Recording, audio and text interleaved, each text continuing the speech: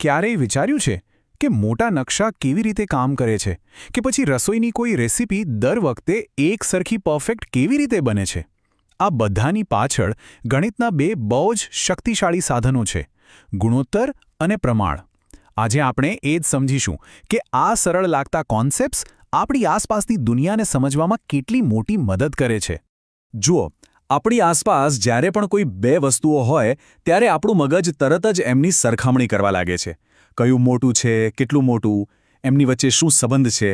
બસ આ જ સવાલોનો જવાબ આપણને ગુણોત્તર તરફ લઈ જાય છે. દાખલા તરીકે આ ગિયર્સની સિસ્ટમ જુઓ. દેખાવમાં થોડી જટિલ લાગે, ખરું ને? પણ એમની ગતિ અને એમના ફરવા વચ્ચેનો જે સંબંધ છે ને, એ એકદમ ચોક્કસ ગણિત પર ચાલે છે.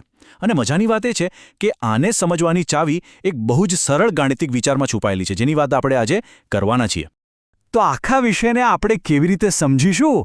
ચાલો એક નજર નાખીએ. પહેલાં તો ગુણોત્તર એટલે શું એની મૂળભૂત વાત કરીશું.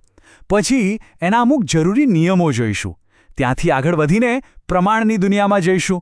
એમાં પણ સમપ્રમાણ અને વ્યસ્ત પ્રમાણ વચ્ચેનો તફાવત સમજીશું. અને છેલ્લે આ બધું જ્ઞાન વાસ્તવિક જીવનની સમસ્યાઓ ઉકેલવામાં ક્યાં કામ લાગે છે એ જોઈશું. તો ચાલો શરૂ કરીએ. તો ચાલો એકદમ પાયાની વાતથી શરૂઆત કરીએ. ગુણોત્તર એટલે કે રેશિયો આખરે છે શું?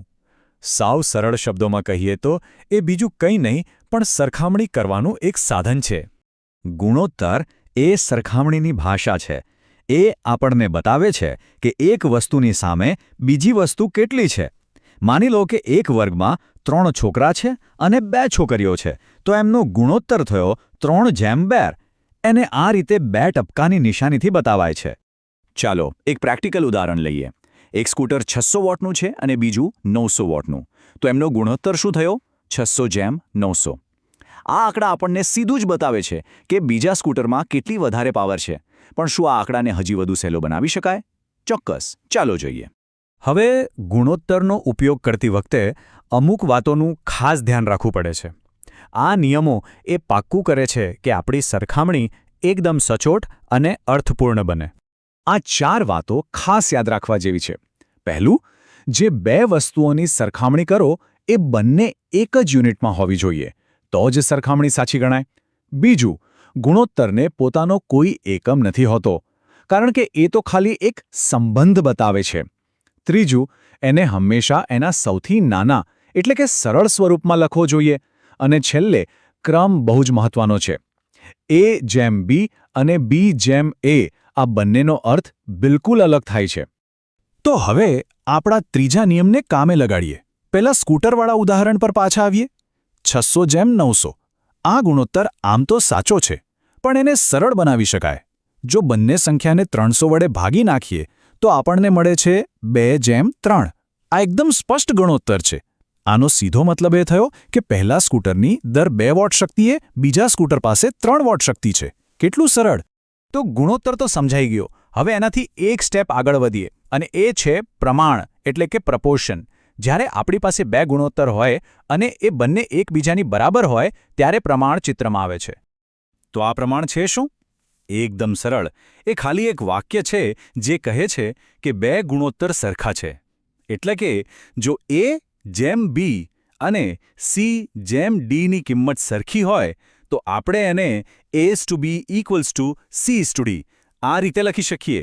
અને બસ આ જ એક પ્રમાણ છે. અને અહીં જ પ્રમાણનો અસલી જાદુ છે. એનો એક બહુ જ સરળ નિયમ છે જેને ક્રોસ મલ્ટિપ્લિકેશન કહેવાય છે. એનો મતલબ એ છે કે જો A ને છેદમાં B બરાબર C ના છેદમાં D હોય તો A અને D નો ગુણાકાર હંમેશા B અને C ના ગુણાકાર બરાબર જ થશે. આ એક નાનકડો નિયમ આપણને કોઈપણ અજાણી કિંમત શોધવામાં જબરદસ્ત મદદ કરે છે. હવે પ્રમાણમાં 2 મજાના પ્રકારો છે જે આપણને સંબંધોને વધુ ઊંડાણપૂર્વક સમજવામાં મદદ કરે છે: સમપ્રમાણ અને વ્યસ્ત પ્રમાણ. આ બંને એ બતાવે છે કે જ્યારે એક વસ્તુ બદલાય ત્યારે બીજી વસ્તુ પર શું અસર થાય છે, પણ બંનેની રીત બિલકુલ અલગ છે. આ ચિત્રો જુઓ, કેટલું સ્પષ્ટ રીતે સમજાવે છે. ડાબી બાજુ છે સમપ્રમાણ, જે એક સીધી ઉપર જતી લાઈન જેવું છે. મતલબ કે એક વસ્તુ વધે તો બીજી પણ વધે. જ્યારે જમણી બાજુ છે વ્યસ્ત પ્રમાણ.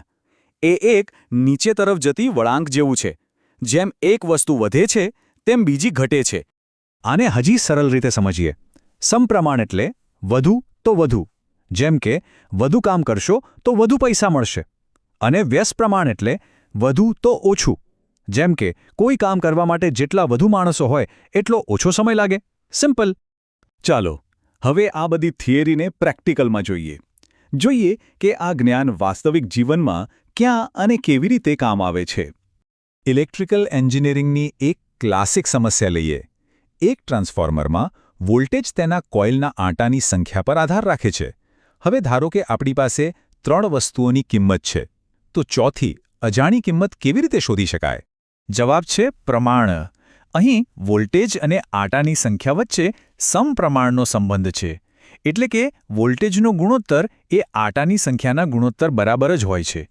બસ આ સૂત્રમાં જાણીતી કિંમતો મૂકીએ એટલે ખૂટતું વોલ્ટેજ આપોઆપ મળી જાય. હવે પાછા ફરીએ આપણી શરૂઆતથી પહેલી પર. યાદ છે પેલી ગિયર સિસ્ટમ?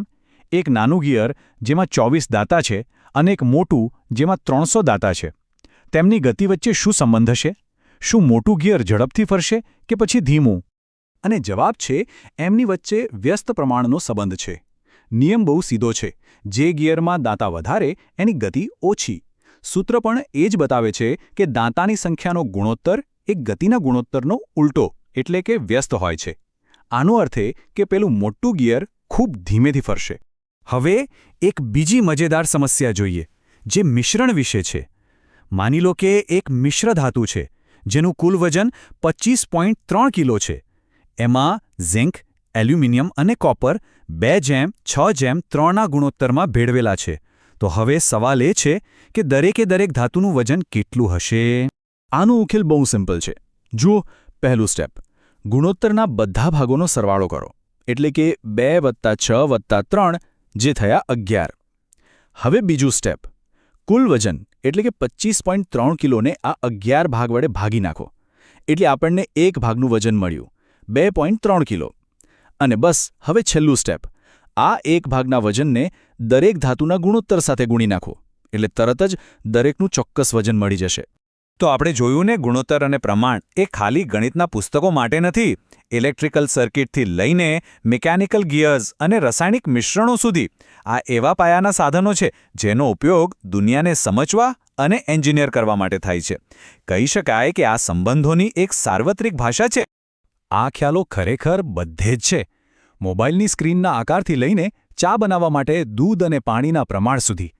હવે આ જાણ્યા પછી આજનો દિવસ પૂરો થાય પહેલાં રોજિંદા જીવનમાં કયો ગુણોત્તર નજરે ચડશે? વિચારવા જેવું છે, ખરું ને?